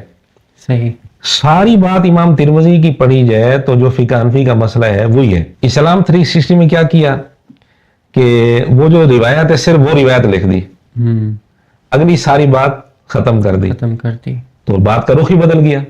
اب پڑھنے والا اس سے کیا نتیجہ نکالے گا؟ جو لکھا ہوا بس اسی۔ امام ترمذی نے نتیجہ کیا نکالا ہے؟ انہوں نے ابن عباس رضی اللہ عنہ کا فتویٰ بھی لکھا ہے اور یہ بھی لکھا ہے کہ اہل علم کا عمل بھی اسی پر ہے، اہل علم کا یہی موقف ہے۔ لیکن اسلام 360 میں صرف روایت لکھ دی، پڑھنے والا یقیناً نتیجہ اس کے الٹ نکالے گا، جو امام ترمذی نے نکالا ہے وہ نہیں نکالے گا۔ تو اس کی وجہ سے کتنا فرق پڑ گیا، سارا کام بھی روٹ ہو گیا۔ ایک تو یہ چیزیں، دوسرا روایات کی صحت اور ضعف میں اختلاف ہوتا ہے، بعض دفعہ ہو جاتا ہے جی۔ تو اسلام 360 میں تحکیم لکھی ہوئی ہے ساتھ، فلاں روایت صحیح ہے فلاں ضعیف ہے، لیکن پڑھنے والے کو یہ نہیں پتا ہوتا بھی اس کو صحیح کس نے لکھا ہے۔ بعض تو یہ سمجھ لیتے ہیں مثلا ابو داؤد کی کسی روایت پر لکھا ہوا ہے صحیح ہے یا ضعیف ہے، وہ سمجھتے ہیں امام ابو داؤد نے لکھا ہے۔ ٹھیک ٹھیک، اچھا جو اگر سمجھدار ہے تو وہ اس کو تو پتا ہوگا بھی یہ تحکیم ان کی طرف سے تو نہیں ہے، کسی بعد کے کسی عالم کی طرف سے ہے، لیکن کس کی طرف سے ہے؟ اسلام 360 میں اس کی وضاحت نہیں کی گئی، وضاحت نہیں ہے، حالانکہ وضاحت کرنی چاہیے تھی بالکل، لیکن یہ وضاحت نہیں کی گئی۔ اس طرح اور کئی ساری چیزیں ہیں، تو ٹھیک ہے مدد لی جا سکتی ہے لیکن مکمل طور پر بھروسہ جو ہے وہ اصل کتاب دیکھ کر ہی کرنا چاہیے۔ صحیح۔ احادیث میں ہی رد و بدل ہے جیسا کہ آپ بتا رہے ہیں، یا قرآن پاک میں بھی کوئی چینجنگ ہے؟ قرآن پاک کے متن میں تو میرے خیال میں مشکل ہے، باقی تراجم جو انہوں نے دیے ہیں، تراجم کا البتہ وہ لکھا ہے بھی یہ فلاں کا ترجمہ، یہ فلاں کا ترجمہ، اس میں صراحت موجود ہے۔ اس روایت کے متعلق میں بلکہ بتا بھی دیتا ہوں، اسلام 360 میں ترمذی حدیث نمبر ہے 1455، 1455 صحیح۔ اس میں جو مرفوع حدیث ہے ابن عباس رضی اللہ عنہ سے، وہ ہے حضور علیہ الصلوۃ والسلام کا یہ فرمان، من وجدتموہ وقع علی بہیمۃ فاقتلوہ واقتلوا البہیمہ۔ اچھا، یہ حدیث ہے، قتل کر دو۔ ٹھیک ہے۔ اچھا، دونوں کو، جانور کو بھی اور اس آدمی کو بھی جو جانور کے ساتھ بدفعلی کرے۔ صحیح۔ اچھا، یہ روایت لکھ کر پھر ابن عباس رضی اللہ عنہ کا اپنا فتویٰ لکھا ہے امام ترمذی نے، من اتا بہیمتن فلا حد علیہ، اس پر حد نہیں ہے۔ ٹھیک ہے۔ اور فقہ حنفی میں یہی لکھا ہوا ہے، حد نہیں ہے۔ اب یہ اللہ کے بندے، مرزا نے بھی یہ اعتراض کیا، مرزا کے شاگرد اس موقع پر اعتراض کر رہے، بات ہو رہی تھی ان سے، تو جی فقہ حنفی میں لکھا ہوا ہے حد نہیں ہے۔ میں نے کہا یہ تو ابن عباس رضی اللہ عنہ کا فتویٰ ہے، اگر فقہ حنفی پر اعتراض ہے تو ابن عباس رضی اللہ عنہ پر اعتراض کرو۔ اب پریشانی کیسے بنی؟ اچھا، انہوں نے کہا کہاں لکھا ہے یہ فتویٰ؟ میں نے کہا ترمذی میں لکھا ہے۔ اچھا، کہنے لگے کہ جی حدیث نمبر بتاؤ۔ میں نے حدیث نمبر بتایا کیونکہ میں نے دیکھی تھی ادھر مکتبہ شاملہ سے، اس میں تو سارے تبصرہ وغیرہ سب کچھ لکھا ہوتا ہے، تو میں نے حدیث نمبر بتایا 1455۔ انہوں نے فوراً اسلام 360 کھولی، انہوں نے یہی کرنا تھا، 1455 نمبر روایت نکالی، اس روایت میں ابن عباس رضی اللہ عنہ کا فتویٰ تھا ہی نہیں۔ کہنے لگے جھوٹ بول رہا ہے تو، یعنی مجھ پر یہ جھوٹ بولنے کا الزام لگا دیا، جبکہ کمی تھی اسلام 360 میں، تو میری بات تو بالکل صحیح تھی۔ اب میں نے کہا ان کو کیا سمجھاؤں، کیسے ان کو سمجھاؤں؟ تو ترمذی کے اندر ابن عباس رضی اللہ عنہ کا فتویٰ لکھا ہے، یہ فتویٰ لکھ کر امام ترمذی کہتے ہیں ھذا اصح من الحدیث الاول، یہ جو فتویٰ ہے نا، جی یہ زیادہ صحیح ہے اس روایت سے۔ تو امام ترمذی کیا فرمانا چاہتے ہیں کہ ابن عباس رضی اللہ عنہ جو فتویٰ ہے وہ ٹھیک ہے۔ آگے بھی لکھا والعمل علی ھذا عند اہل العلم، اہل علم کے ہاں اسی پر عمل ہے، اس میں کوئی اختلاف بھی نہیں لکھا، بہترین اہل علم کے ہاں۔ اب دیکھیں، خالی اگر مرفوع روایت کو لکھ دیا جائے، اگلی بات ساری ختم کر دی جائے، تو وہ تو سارا معاملہ ہی ختم الٹ ہو جاتا ہے۔ نتیجہ یعنی پڑھنے والا بالکل الٹ نتیجہ نکالے گا کہ وہ سمجھے گا امام ترمذی یہی بتانا چاہتے ہیں، حالانکہ امام ترمذی جو بتانا چاہتے ہیں وہ تو بات کچھ اور ہے۔ تو یہ تو صرف ایک نمونہ میرے سامنے آیا، ساری تو میں نے نہیں دیکھی اسلام 360، یہ ایک نمونہ اتفاقاً گفتگو کی وجہ سے سامنے آ گیا کہ اس کے اندر کیا کچھ ہے۔ ٹھیک۔ اس لیے احتیاط کرنی چاہیے، رہنمائی تو لی جا سکتے، لیکن کوئی ایسی اپلیکیشن ہے جس سے کوئی اگر فائدہ اٹھانا چاہے، کوئی عام جنریشن، کوئی عام مسلمان، تو کوئی ایسی اپلیکیشن ہے جو آپ کی نظر میں بیسٹ ہو؟ 100% تو کسی کے متعلق نہیں کہہ سکتے ہیں، ٹھیک، پھر بات وہی ہوگی، بیسٹ آپشن وہی آ جائے گا، اصل کتابوں سے تصدیق کرنی چاہیے، علماء کی رہنمائی لیں، اصل کتابوں سے تصدیق کریں، اور اصل کتابوں سے بھی جب تصدیق کریں گے تو ہر بندہ اصل کتاب سے خود بھی استفادہ، ظاہر ہے ہر بندے کے اندر اتنی صلاحیت نہیں ہوتی، صحیح، تو اس کو بہت ساری جگہوں پر علماء کی رہنمائی لینی پڑے گی، بات سمجھنی پڑے گی۔ بالکل ایسا ہی۔ میں اس پر ایک مثال دے دیتا ہوں۔ جی، حدیث میں ہے حضور علیہ الصلوۃ والسلام کا رباعی دانت غزوہ احد کے موقع پر ٹوٹا تھا، شہید ہوا تھا، یعنی کچھ حصہ ٹوٹا تھا، مکمل شہید نہیں ہوا تھا۔ جی، اس میں الفاظ ہیں کسرت رباعیتہ، یہ حدیث بخاری میں ہے، مسلم میں ہے، دیگر کتب میں ہے، مشکات میں بھی ہے۔ صحیح۔ اب مشکات میں جو انہوں نے غالباً اس نے سامنے جو رکھی ہوتی ہے نا مشکات، اس میں ایک ترجمہ یہ کیا ہے 4 دانت شہید ہو گئے۔ اچھا، یہ ترجمہ کیا ہے اردو ترجمہ، یہ ترجمہ سراسر غلط ہے، یہ ہو ہی نہیں سکتا۔ جو بخاری کے اندر آپ دیکھیں کہ کوئی ترجمہ اٹھا کر اس میں 4 دانت نہیں ہے، رباعی دانت ہے، ایک دانت، کیونکہ رباعی دانت یہ اکٹھے ہیں ہی نہیں، یہ رباعی دانت کل 4 ہیں، لیکن یہ 4 دانت اکٹھے نہیں ہیں، درمیان میں دوسرے دانت ہیں۔ صحیح۔ سنایا ہے 2 سامنے اور 2 نیچے سنایا، ان کو سنایا کہتے ہیں۔ سنایا کے پہلو میں اوپر بھی دائیں بائیں، نیچے بھی دائیں بائیں، یہ رباعی ہے۔ تو رباعی دانت ہیں 4 لیکن اکٹھے نہیں ہیں، ان 4 میں سے ایک رباعی دانت ٹوٹا تھا۔ اس میں چاروں، اب چاروں رباعی دانت شہید ہوں، یہ تو ویسے عقلاً بھی بعید لگتا ہے، اور رباعی ہی شہید ہوں۔ تو ترجمہ بالکل صحیح ترجمہ یہی ہے کہ ایک دانت ٹوٹا تھا، شہید ہوا تھا، لیکن اس نے ترجمہ کیا 4 دانت۔ اب جو بندہ خالی ترجمے پر اکتفا کرے، اس کے سامنے ترجمہ آ جائے مشکات کا، وہ ترجمہ جو ان کے پاس ہوتا ہے، جی، اور ترجمہ اس نے کیا ہوا ہے کہ 4 دانت شہید ہوئے، اب اس نے تو اسی پر بھروسہ کر لینا ہے نا کہ جی یہ ترجمہ کیا ہوا ہے 4 دانت شہید ہوئے۔ اب کوئی عالم اس کو بتائے گا ابھی یہ ترجمہ ٹھیک نہیں ہے، اس میں غلطی ہے، تو وہ عالم پر فتوے لگانا شروع کر دے گا فتوی لگا کہ تو تم غلط بات کر رہے ہو، دیکھو کتاب میں لکھا ہوا ہے۔ اس طرح ان کی حالت ہوتی ہے، تو یہ نقصانات ہوتے ہیں۔ اس لیے عالم کی رہنمائی بھی یقیناً ضروری ہے، ورنہ کئی سارے موقعوں پر پھر اسی طرح غلط فہمیاں بھی بعض دفعہ ہو جاتی ہیں، بعض دفعہ انسان گمراہی کا شکار بھی ہو جاتا ہے۔ بالکل۔ اچھا مولانا صاحب، مرزا انجینئر نے اپنی ایک تو ویڈیو کے اندر بتایا ہوا ہے کہ میں جب حج پہ آیا تھا، حج کے دوران میں نے امام حرمین جو ہے ان کے پیچھے کھڑے ہو کے دعا کی کہ یا اللہ مجھے دوبارہ یہاں پر نہ لے کے آنا، میں دوبارہ یہاں پہ نہیں آنا چاہتا۔ تو یہ کیا سین ہے، اس پر آپ کیا اپنی رائے دینا چاہیں گے؟ کیا اس نے 2002 میں غالباً عمرہ کیا تھا، یہ خود بتاتا ہے۔ 2007 میں اس نے حج کیا تھا، ٹھیک ہے، تو اس وقت میڈیا پر یہ کام اس نے شروع نہیں کیا تھا، صحیح، فتنہ پھیلانے کا۔ 2010 سے بقول اس کے یہ باقاعدہ اس نے کام شروع کیا، ویڈیوز آنے لگے۔ 2014 میں اس نے عمرہ کیا ہے پھر، اور یہ عمرہ اپنی خوشی سے نہیں کیا تھا۔ اچھا، یہ خود کہتا ہے کہ میری بیوی مجھے زبردستی لے گئی، گھسیٹ کر لے گئی، اس کے الفاظ ہیں۔ اچھا، اور یہ اس کے الفاظ ہیں کہ میں اپنی بیوی کی ضد پر گیا تھا، میں نہیں جانا چاہتا تھا، یہ اس کے الفاظ میں نقل کر رہا ہوں۔ پھر کہتا ہے کہ میں جانے سے پہلے میں نے بیوی کے سامنے یہ شرط رکھی تھی، شرط لگائی تھی کہ اب تو میں جا رہا ہوں، آئندہ نہیں جاؤں گا، یعنی سفر کرنے سے پہلے یہ شرطیں رکھی جا رہی ہیں مرزا کی طرف سے۔ خیر پہنچ گیا یہاں۔ تو اس شرط کو بہت بہترین اور بھی کر سکتا تھا وہ، کیسے؟ کہ اگر تم دوبارہ مجھے لے کر گئی، میں دوبارہ اگین میں حرمین میں گیا تو تمہیں 3 طلاقیں۔ نہیں، پھر دوسری بات بھی ہے نا، کہتا ہے کہ میں بیوی سے مار کھائی ہے لیکن کبھی ہاتھ نہیں اٹھایا، یہ پہلو بھی آپ ذہن میں رکھیں۔ یہ بیسٹ شرط ہو سکتی تھی، مضبوط، لیکن وہ سارے پہلو دیکھنے پڑتے۔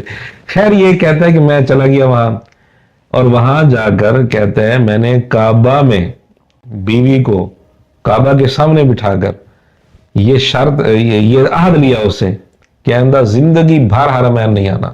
انا للہ و اللہ معاف کرے وسلم۔ اب ہر مسلمان کی خواہش ہوتی ہے، تڑپ ہوتی ہے کہ بار بار زیارت نصیب ہو، ایسے ہی حاضری نصیب ہو، اور 100 دفعہ بھی اگر کسی نے حاضری دی ہے، کسی کو حاضری کی توفیق ملی ہے، اس کی تڑپ پہلے سے بھی بڑھ جاتی ہے، ہر بار کم نہیں ہوتی، بڑھ جاتی ہے۔ بالکل، اس نے بیوی سے عہد لے لیا، اور پھر فخریہ بتاتا ہے کہ دیکھو اتنے سال ہو گئے میں نہیں گیا۔ میں نے کہا کہ یہ دین اسلام نہیں ہے، بے شک، یہ جو اس کی حرکت ہے پھر فخریہ بتانا، یہ دین اسلام نہیں۔ اسی کے انداز میں اگر کہیں تو یہ دین منگول ہے، کیونکہ اس نے بھی الفاظ بنا دین تصوف، یہ وہ، تو یہ بھی دین منگول ہے، دین اسلام نہیں ہے۔ اسی کے سامنے کتاب رکھی ہے مشکات، حدیث نمبر ہے 2524 حضور علیہ السلام کا فرمان ہے تابعوا بین الحج والعمرہ، حج عمرہ لگاتار کرو، پے در پے کرو۔ بے شک ایسے یہ عمل فقر کو مٹاتا ہے، ایسے ہی، گناہوں کو مٹاتا ہے۔ ایسے ہی، صحیح حدیث ہے، بالکل صحیح حدیث ہے۔ اب دین اسلام تو یہ ہے، حضور علیہ السلام کی تعلیم، آپ کی ہدایت تو یہ ہے کہ لگاتار حج عمرہ کرو۔ اس نے کہا کہ نہیں، آئندہ زندگی بھر حرمین نہیں آنا، تو کیا یہ دین اسلام ہو سکتا ہے؟ یہ دین منگول ہے، دین اسلام نہیں ہو سکتا۔ تاریخ اسلام میں، بلکہ انسانی تاریخ میں یہ حرکت مرزا کے علاوہ کسی نے نہیں کی۔ کسی نے نہیں کی، لوگ تڑپ، یہ واحد بندہ ہے جس نے یہ حرکت کی ہے، اپنی بیوی کو کعبہ میں کے سامنے بٹھا کر کہ زندگی بھر آئندہ نہیں آنا، پھر فخریہ بتانا۔ اس کے لیے ایک بہانہ بناتا ہے کہ میں یہ پیسہ غریبوں پر خرچ کر لیتا ہوں، نفلی عمرہ کرنے سے بہتر ہے غریبوں کی تعلیم پر پیسہ خرچ کیا جائے، لیکن اللہ نے اس میں بھی اس کو جھوٹا ثابت کیا۔ حافظ احمد کے ساتھ ایک پوڈ کاسٹ میں جی، اس نے یہ کہا کہ اگر کوئی مجھے مفت لے جائے، سعودی حکومت بھی آفر کرے، میں پھر بھی نہیں جاؤں گا۔ یہاں تو تیرا پیسہ نہیں لگ رہا، جی، یہاں تو تجھے خوشی سے تیار ہو جانا چاہیے، چلو موقع مل رہا ہے، لیکن کہتے ہیں میں پھر بھی نہیں جاؤں گا۔ اس پر یہ نہیں کہا جا سکتا۔ اور ایسے بڑھ کر آپ مجھے منافقت دیکھیں۔ جی، مجھے ایک جملہ یاد ہے کہ یہ اس کو اگر اس طرح لے لیں کہ اللہ تعالیٰ کے گھر سے دھتکارا ہوا، بالکل ایسی ہی ہے، لوگ تڑپتے ہیں۔ میں کہتا ہوں تڑپتے ہیں۔ میں اگر 1 مہینہ اگر عمرہ نہ کر کے آؤں، مجھے تسلی نہیں ہوتی، گھر اندر جو ہے نا وہ عجیب کیفیت ہو جاتی ہے، یار میں کیوں نہیں گیا۔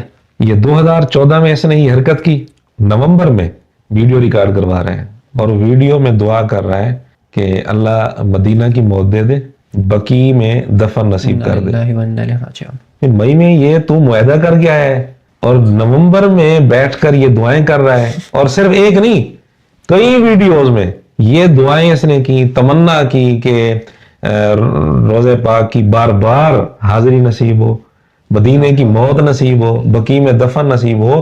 بھئی یہ دعائیں کس چیز کی کر رہا ہے تو, جب تو نے طے کیا ہوا ہے کہ میں نے جانا نہیں, اور تو کہتا ہے کہ یار میں مفت بھی کوئی لے جائے میں نہیں جاتا, فخریہ بتاتا بھی ہے. پھر ان دعاؤں کا کیا مطلب ہے؟ تو اس کا مقصد سوائے منافقت کے اور کوئی نہیں, لوگوں کو صرف یہ تاثر دینا جو عام سادہ نوجوان ہیں جن کو اس حقیقت کا پتہ نہیں ہے جی, ان کو یہ تاثر دینا کہ میرے دل میں بڑی محبت ہے. اگر واقعتاً اس کے اندر تڑپ ہوتی تو یہ معاہدے کرتا اور فخریہ بتاتا کہ میں اتنا عرصہ ہو گیا میں نہیں گیا, آئندہ جانا بھی نہیں.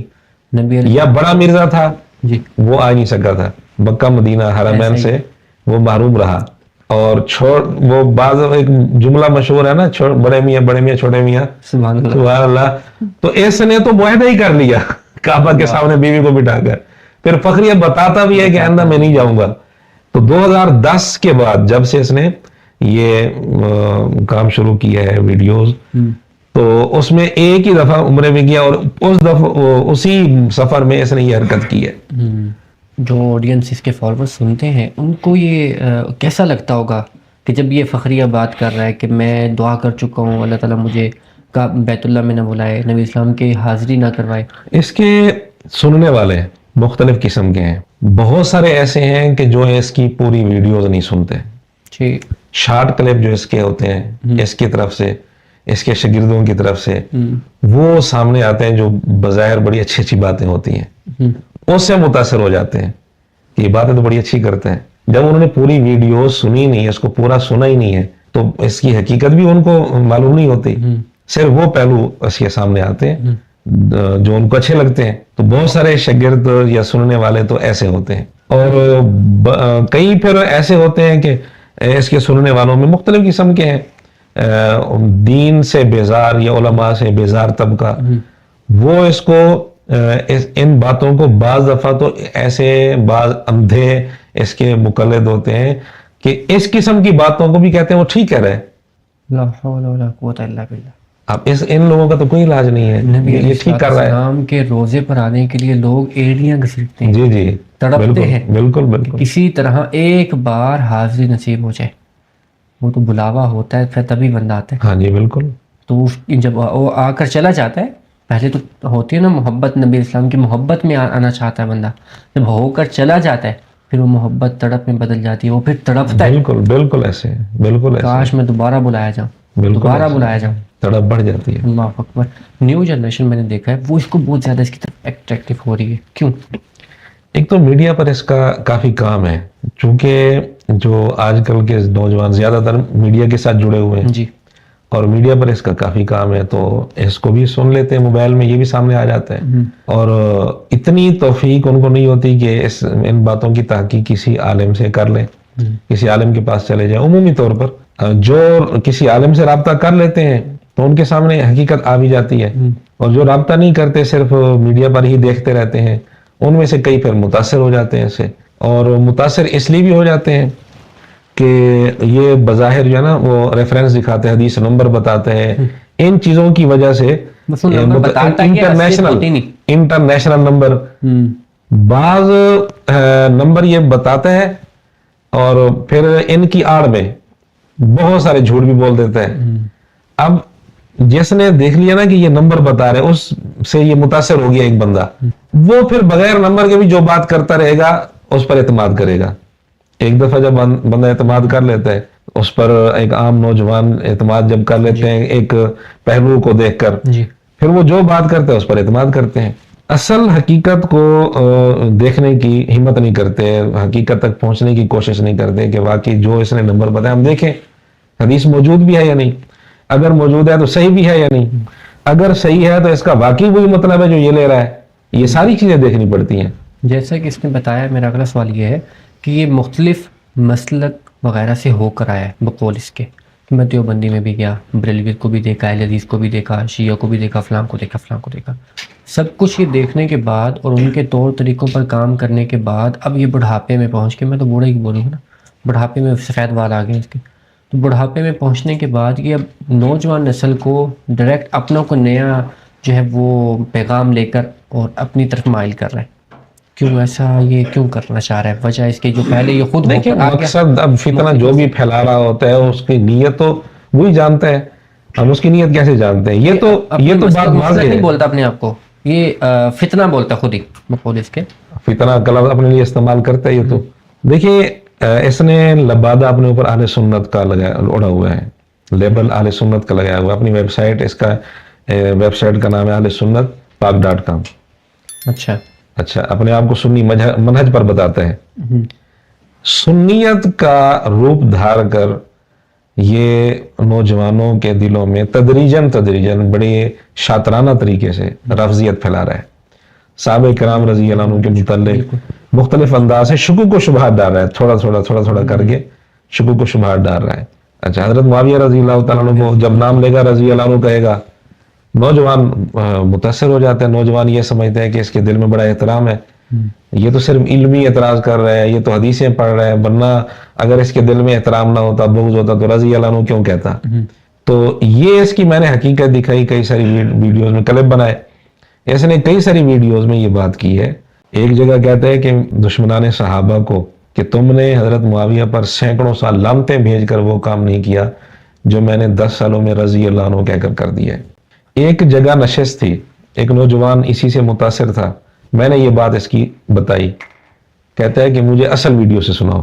میں نے اس کی اصل ویڈیو لگا دی، کیونکہ ان کے ذہن میں یہ ان کے دماغ میں یہ بات بھری ہوتی ہے کہ جی یہ باتیں کاٹ کے پیش کر. تو میں نے اسی کے چینل پر لگا کے اس کو دکھا دی. میں نے کہا سن لو. اس نے آگے پیچھے کر کے بات سنی. جب بات اس نے سن لی، اس کو تسلی ہوگی کہ واقعی اس نے یہ بات کی ہے، اس نے کہا مجھے سمجھ آ گئی اس کی حقیقت. اس کو سمجھنے کے لیے یعنی ایک جملہ ہی اس کے سمجھانے کے لیے کافی ہو گیا. اور واقعتاً اگر بندہ کوئی سمجھدار ہو تو اس ایک بات سے ہی سمجھ سکتا ہے کہ اس کا مشن کیا ہے. جو بندہ یہ کہہ رہا ہو کہ میں نے رضی اللہ عنہ کہہ کر، تم نے لعنتیں بھیج کر وہ کام نہیں کیا جو میں نے رضی اللہ عنہ کہہ کر دیا، ان کو ایکسپوز کر دیا ہے. ایک جگہ کہتے ہیں کہ تم نے لعنتیں بھیج کر بنو امیہ کو زندہ رکھا، میں نے رضی اللہ عنہ کہہ کر بنو امیہ کو مار دیا. یہ اس کے جملے ہیں. بنو امیہ میں سے رضی اللہ عنہ صحابہ کو کہتا ہے نا. یہ جملے کس کے متعلق بول رہا ہے؟ صحابہ کے متعلق، کہ رضی اللہ عنہ کہہ کر ان کو مار دیا. تو اس سے اندازہ کریں کہ یہ بندہ رضی اللہ عنہ احترام میں کہتا ہے. قطعاً اگر احترام میں کہتا تو یہ جملہ تو نہ کہتا نا. اما جان عائشہ کو احترام میں نہیں کہتا. راہ عام طور پر یہ علامت کس کے لیے لکھی جاتی ہے؟ رحمہ اللہ کے لیے. یہ مسلمانوں میں ایک عام رواج ہے، عام طریقہ ہے کہ رحمہ اللہ کے لیے اختصار کرتے ہوئے یہ نشانی لگا دی جاتی ہے راہ کی. اس نے کئی سارے ناموں پر یہ نشانی لگائی، لیکن اندر کی وہ خباثت بعض دفعہ ظاہر ہو جاتی ہے. تو ایک ویڈیو میں یہ کہہ بیٹھا کہ یہ جو راہ میں لکھتا ہوں یہ رحمہ اللہ کی نہیں ہوتی، یہ رحلت کی ہوتی ہے. رحلت کے لیے کبھی کسی نے یہ علامت استعمال کی ہے؟ یعنی بات اصطلاحات وہ استعمال کرنا جو عام روٹین میں ہوتی ہے مسلمانوں کی، لیکن جو مقصد عام مسلمان عام استعمال میں لیا جاتا ہے، جو مراد لی جاتی ہے، یہ وہ نہیں لیتا، بلکہ اس کی مراد بالکل بدل دیتے ہیں. تو رضی اللہ عنہ کہے، کسی کے ساتھ رحمہ اللہ کہے، ہمیں کوئی اعتبار نہیں ہے. جو راہ کے متعلق کہہ رہے ہیں یہ رحلت کی ہوتی ہے، رحمہ اللہ کی نہیں ہوتی. اور رضی اللہ عنہ کے متعلق وہ کہہ رہے ہیں کہ میں نے رضی اللہ عنہ کہہ کر ان کو مار دیا ہے، اور رضی اللہ عنہ دل پر پتھر رکھ کر کہتا ہوں، یہ بھی اس کے الفاظ ہیں. تو ہم کیسے کہیں گے یہ احترام میں کہتے ہیں؟ لیکن یہ چیزیں عام نوجوانوں کے سامنے نہیں ہوتی. یہ جو اس طرح کے جملے ہیں، دیکھیں یہ جملے تو اس کے سامنے ہوں گے جو اس کو پورا سنے گا.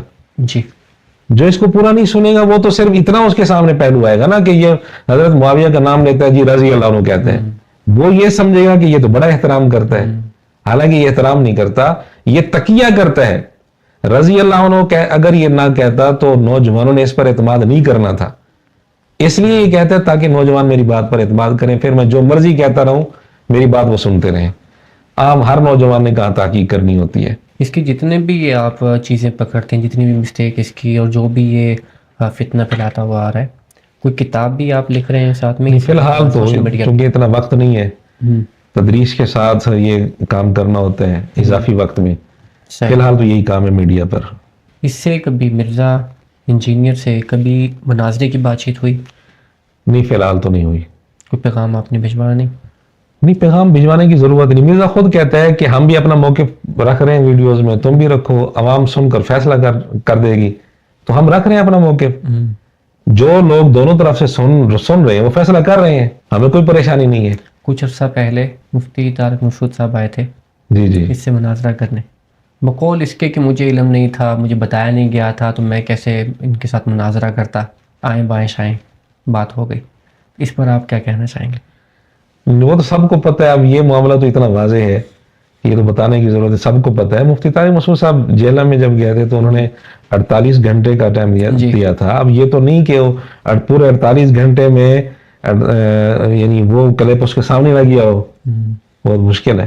کوئی اور بہانے بنائے تو بنائے, یہ بہانہ تو میرے خیال میں نہیں بنا سکتا کہ میرے علم میں نہیں تھا. اس کے جو اس نے وجہ دوسری بتائی ہے, یہ شاید میرے خیال میں وجہ نہیں بتائی. اس نے وجہ شاید یہ بتائی ہے کئی ساری ویڈیوز میں, جی وہ فلاں کو لانا چاہتے تھے, میں یہ کہتا تھا کہ اکیلے آئیں. وہ اس قسم کی چیزیں بتاتے ہیں. تو وہ تو بتایا نا پھر انہوں نے, میں اکیلا ہی آیا تھا. اس کے باوجود تو اکیڈمی میں کہہ رہا تھا میں کیمرہ مین ساتھ رہے اور صرف اکیلے آئے. یہ اس قسم کی شرطیں لگانے کی, یا مفتی طارق مشہود صاحب تو اسے لڑائی کرتے. حق والوں کا ڈر اللہ تعالیٰ. بات ہی کرنی ہوتی ہے, بات کر لیتا تو. خیر وہ معاملہ تھا, ہو گیا. اس کے جو فالوورز ہیں ان کی طرف سے کبھی کوئی تھرڈ آپ کے طرف آئے, کسی نے کوئی بعض دفعہ کرتے ہیں, گالم گلوچ بھی کرتے ہیں اور دھمکیاں بھی دیتے ہیں. پھر کیسے اس کو آپ ٹیکل کرتے ہیں؟ میں ان کو کافی دفعہ ایسے ہوئے ہیں, ایک جملہ لکھ دیتا ہوں, اللہ آپ کو خوش رکھے. اچھا. کوئی سخت جملے میں نہیں لکھتا. اور کئی دفعہ ایسے ہوئے ہیں جو مجھے گالم گلوچ کرتے تھے ایسے نوجوان, وہ صحیح ہوئے بعد میں, انہوں نے معذرت کی بعد میں. اچھا مولانا, آپ کچھ دن پہلے گئے تھے ڈیجیٹل وارفیئر ورکشاپ میں.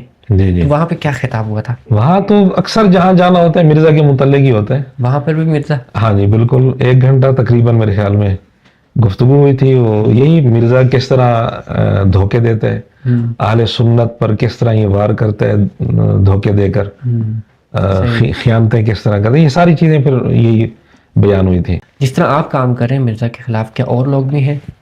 ہاں جی, مختلف مکاتب فکر کے ہیں. اور مولانا مصعب عمیر صاحب ہیں, وہ کافی عرصے سے کام کر رہے ہیں. وہ ہیں بھی جہلم کے قریب. اچھا. جہلم کے قریب دینا علاقہ ہے. دینا بالکل ہے. وہاں کے ہیں وہ ماشاءاللہ اچھا کام کر رہے ہیں. مولانا مصعب عمیر صاحب اور بھی کئی سارے حضرات ہیں. مولانا عبداللطیف صفدر صاحب تھے, حیدرآباد کے ہیں. ٹھیک ہے. انہوں نے بھی کافی سالوں تک مرزا پر باقاعدہ کام کیا ہے. اب وہ کسی اور ٹاپک پر کام کر رہے ہیں, لیکن پہلے انہوں نے کافی اس پر کام کیا ہے. اور بھی کئی سارے حضرات ہیں مختلف مکاتب فکر سے. صحیح. تو جو آپ ویڈیو وغیرہ بناتے ہیں, مکمل سرچ کرتے ہیں, ایک ایک چیز نکالنا, دلائل نکالنا, تو آپ کی کوئی باقاعدہ ٹیم ہے یا؟ میں ٹیم کوئی نہیں ہے, بس جو ہو سکتا ہے تھوڑا بہت اکیلا ہی کر رہا ہوں. صحیح ماشاءاللہ. ہاں جی, اس کی ویڈیو پہلے سننی ہوتی ہے, پھر سن کر لکھنی ہوتی ہے. اور لکھنی بھی اس طرح ہوتی ہے کہ اس ویڈیو میں فلاں ٹائم پر اس نے یہ جملہ بولا ہے. ٹائم بھی میں لکھ لیتا ہوں تاکہ بعد میں میرے لیے آسانی ہو. اچھا. اور اصل ویڈیو تک پہنچنا میں آسانی سے پہنچ جاؤں. ٹھیک. اس میں پھر مجھے کافی آسانی ہو جاتی ہے. تقریباً 500 سے زیادہ ویڈیوز میں نے اس کی لکھی ہوئی ہیں, اور ابھی بہت ساری ویڈیوز لکھنی ہیں.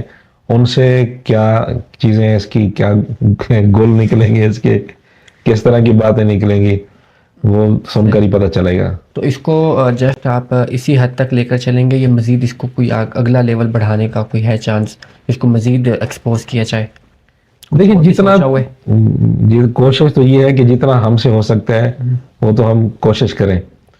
اور تدریس ہے پھر, کیونکہ باقاعدہ اس کام کے لیے تو میں نہیں بیٹھا. بعض مرزا کے بعض شاگردوں کی طرف سے یہ بات بھی ہے کہ اس کو صرف اسی کام کے لیے بٹھایا گیا ہے. ایسا نہیں ہے. تدریس ہے, میرے پاس 6 اسباق ہیں, اور پھر مدرسے کی دیگر ڈیوٹیاں ہیں, ذمہ داریاں ہیں. اس کے ساتھ پھر اضافی جو وقت ہوتا ہے اس میں کوشش کرتا ہوں جتنا کام ہو جائے تو وہ کر لیتا ہوں. تو برحال جتنا اپنے بس میں ہے وہ تو انشاءاللہ کریں گے. ٹھیک ٹھیک ماشاءاللہ. اللہ تعالیٰ ہمیں مزید ہمت دے, آمین, اور اللہ تعالیٰ قبول بھی فرمائے. آمین ثم آمین. شادی وغیرہ ہو گئی؟ ہاں جی الحمدللہ 5 بچے ہیں ماشاءاللہ. الحمدللہ. تو آگے پھر دوسری تیسری کرنے کا ارادہ ہے؟ فی الحال نہیں ہے ارادہ. ارادہ بھی نہیں ہے؟ فی الحال نہیں ہے. ارادے میں تو علماء کرام کہتے ہیں نیکی کا ثواب ہے. نہیں، اگر شادی دوسری شادی کے ارادے پر کہیں نیکی ہے تو میرے ذہن میں تو نہیں ہے، میرے علم میں نہیں ہے. نہیں کام. ہر ایک کا اپنا ذوق ہوتا ہے. صحیح. اگر کسی نے کی ہوئی ہے وہ بھی ٹھیک ہے، اپنی جگہ ٹھیک ہے.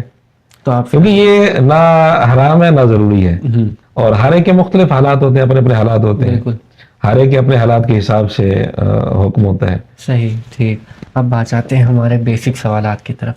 آپ کا پہلا عمرے کا سفر کب ہوا؟ 3 سال پہلے رمضان میں سفر ہوا تھا. 2023 میں؟ 22 میں. اب 26 کی ابتدا ہے نا. جی جی. 22 کی وہ میرے خیال میں شاید اینڈ ہوگا 22 کا، مجھے صحیح طرح یاد نہیں آ رہا. پر 3 سال پہلے رمضان میں ہوا تھا. ماشاءاللہ بہترین. تو کیا فیلنگز تھی پہلے سفر کی؟ مکہ المکرمہ، پاکستان سے مکہ. بس وہ پھر وہ الفاظ میں تو بیان نہیں کی جا سکتی کیفیت. بہرحال اتنا مقدس سفر ہے، یعنی ساری دنیا میں اس سے بڑھ کر تو کوئی مقدس جگہ نہیں ہے. ایسا ہی ہے بے شک. اور یہاں پھر اللہ تعالیٰ توفیق دے دے حاضری کی تو انسان کی جو دل کی کیفیت ہوتی ہے وہ پھر اپنی ہوتی ہے، الگ ہوتی ہے. بے شک ایسا ہی ہے. تو طواف کرتے ہوئے جو پہلے ہم اپنے بچپن میں پکچرز دیکھتے ہوئے آ رہے تھے خانہ جی جی بالکل بالکل. بس وہ حقیقت میں سامنے دیکھا. اللہ اکبر اللہ اکبر. جو نظارہ پہلی دفعہ نظارہ سامنے آتا ہے، منظر آتا ہے، دل کی کیفیت کا اچانک چینج. ہاں جی بالکل بالکل ایسے ہے. وہ جہاں تک نظر جا رہی ہے بیت اللہ میں تو اتنا اللہ اکبر اللہ اکبر. اور پھر اتنا بڑا صحن. ہاں جی. طواف کا کچا کچ بندوں سے بھرا ہوا. پھر ہر قسم کا بندہ. ایسا ہی. کوئی کسی انداز میں اپنی وہ دعائیں کر رہے ہیں اور مناجات جی اپنے اپنے الفاظ میں. اپنی اپنی پھر لینگویج. کوئی عربی میں ہے تو ہر ایک کا اپنا لہجہ، ہر ایک کا اپنا انداز، ہر ایک کے اپنے الگ الگ الفاظ. ایسا ہی ہے. تو بہت لطف آتا ہے. اللہ اکبر. تو مکہ سے جب مدینے کا سفر پہ آپ نکلے پہلی مرتبہ، کیا سچویشن تھی دل کی؟ کیا سوچ رہے تھے؟ کیا چل رہا تھا مائنڈ میں؟